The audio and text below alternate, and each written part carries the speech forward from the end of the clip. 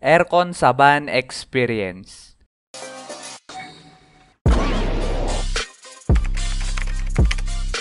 Okay. Kaya ako na-bring up sa inyo tong topic na to mga repa. Kasi one time nung nasa palengke ako at mapayapang nabili sa tindahan, habang sumisinghot ng fresh air of pollution, ay may biglang tumigil na pampasadang van sa tapat ko. At oh my God! Lumabas yung halimuyak ng aircon pagbukas ng pinto. At talaga namang pagdaan sa akin ang simoy ng hangin galing sa van ay pumintig ang ulo ko sa amoy. At biglang naalala ang masasaklap na nakaraan sa daan. Ako lang ba ang nasusuka sa amoy ng van? Ako lang ba?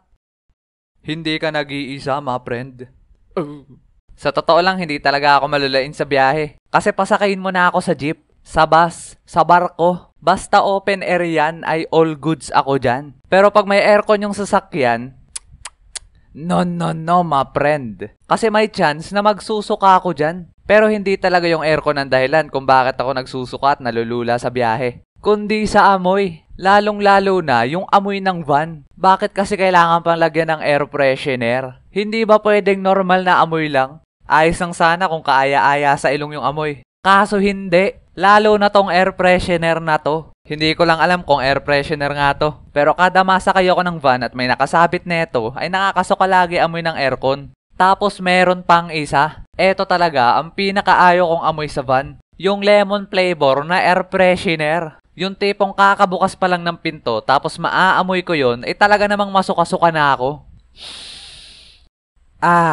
Lemon eh. Pero kahit labag sa loob ko tapos late na ako sa akin pupuntahan at ito na lang talaga ang masasakyan, ay wala nang no choice. At ang ating goal ay makasurvive at hindi magsuka sa biyahe. Meron pa nga niya mga diskarte para di ka magsuka. Una ay kumain ka daw ng candy para di daw malula. Pero one time nung ginawa ko yon ay hindi man lang nakatulong. Parang mas nalula nga ako nung kumain ako ng candy. Pero pag gusto mo naman ng medyo effective, pwede kang uminom ng gamot kontra lula. Pero hindi ako nabili nun kasi sa jeep ako lagi nagko-commute. Minsan ay talagang minamalas lang at walang masakyan kaya sa van na lang ako nasakay. Kumbaga yun ang aking pinakahuling choice pag yung walang-wala na. Tapos meron pang isa pang diskarte. Ito ang madalas kong ginagawa pag yung nararamdaman ko nang nahihilo na ako. Yung maob-ob sabay maidlip. Tinutulog ko na lang para makasurvive ako sa van at hindi magsuka. Kasi hindi ko naman masyado naaamoy yung aircon pag nakaubob ako. Pero one time ay hindi gumana tong taktika ko na to. Kasi doon ako pinaupo sa unahan katabi ng driver. Ang masama dito ay ang lapit ko sa aircon sabay nakatutok pa sa pagmumukha ko. Yung kahit umubob ako ay amoy na amoy ko pa din yung air freshener. At hindi rin naman ako pwede magsuka kasi wala naman akong dalang plastic. Di wala na, finish na. Kumbaga sa chess ay checkmate na. Ang pinakang choice ko na nga lang nun magtiis tsaka wag magsuka. Kung pwede nga lang ipasok sa bag yung ulo ko para di maamoy yung aircon ay nagawa ko na. Pero hindi. Nilabanan ko yung lula sabay tiniis yung amoy like a man. Pero hindi lang yung amoy ang makakalabang ko dun. Kasi naandyan pa yung sigsag na daan. Talaga namang pamatay na combination yan sa nakakahilong amoy na aircon. Yung tipong kadali ko ay nalutang laman ng tiyan ko. Pero kakayanin naman labanan yan basta focus lang. Pero one time ay merong hindi ka nais-nais na nangyari. At eto talaga ang pinaka hindi ko malilimutang experience sa van. Ako'y mapayapang nakaupo lang noon habang tinitiis ang amoy ng aircon ay may bigla akong narinig na parang tunog ng uwak sa likod ko. At makalipas lang ng ilang segundo ay may umalingaso na mabaho na maasim-asim ang amoy.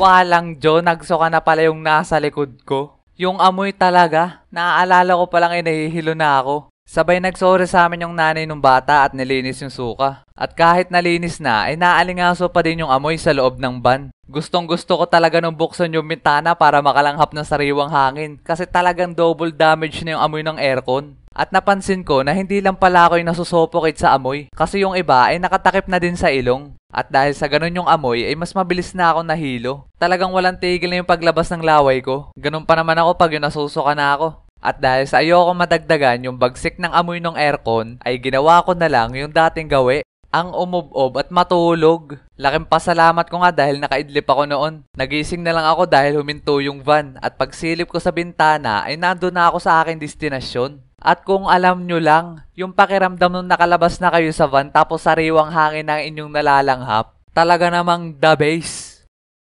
Buti na lang hindi na ulit ako nakakasakay sa mga van na yan. Hindi ko talaga kaya amoy ng aircon dyan. At laking pasalamat ko na din dahil nagkaroon na kami ng sariling sasakyan. At dahil doon ay hindi ko na kailangan mag-commute. Kaya never na ako makakaamoy ng lemon flavor ng air freshener ng van na yan. Talagang nakakadala.